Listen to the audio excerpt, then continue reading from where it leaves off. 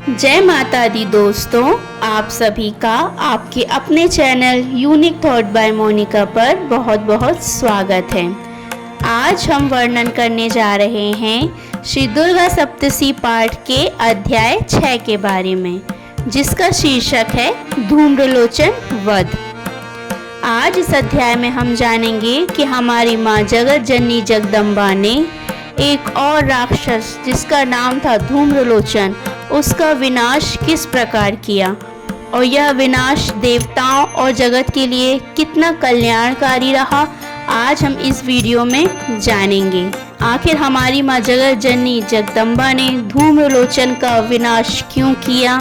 यह सब जानने के लिए बने रहिए वीडियो के अंत तक, ताकि आप भी जान सकें कि हमारी माता रानी ने इस जगत के कल्याण के लिए कौन कौन से उपकार हम पर किए हैं।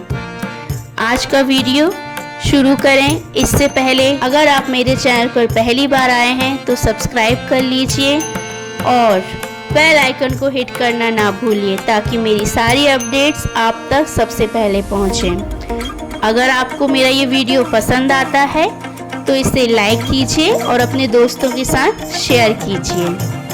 आइए शुरू करते हैं हमारा आज का वीडियो। मैं सर्वेश्वरी भैरव के अंग में निवास करने वाली परमोत्कृष्ट पद्मावती देवी का चिंतन करती हूँ। वे नागराज के आसन पर बैठी हैं।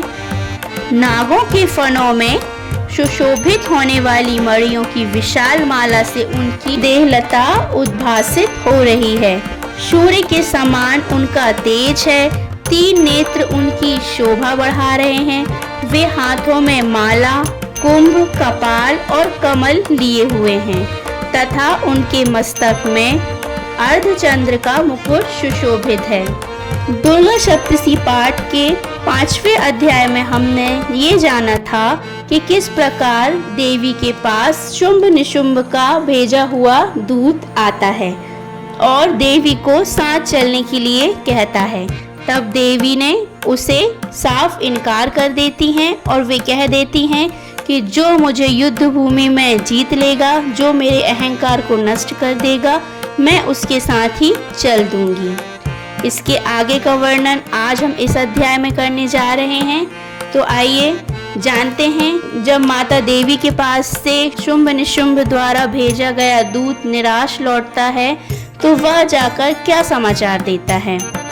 देवी का यह कथन सुनकर दूत को बड़ा आमर्ष हुआ और उसने दैत्यराज के पास जाकर सब समाचार विस्तार पूर्वक कह सुनाया। दूत के उस वचन को सुनकर दैत्यराज कुपित हो उठा और दैत्य सेनापति धूम्रलोचन से बोला, धूम्रलोचन, तुम शीघ्र अपनी सेना साथ लेकर जाओ और उस दुष्टा के केश पकड़कर घसीटते हुए उसे बलपूर्वक यहाँ ले आओ।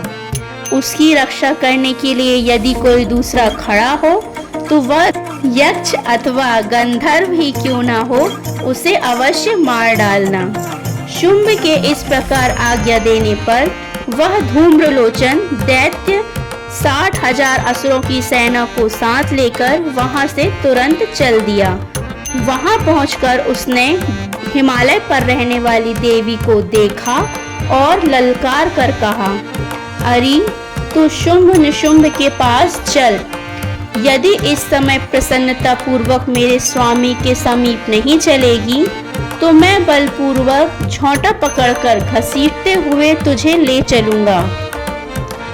देवी बोली, तुम्हें दैत्यों के राजा ने भेजा है।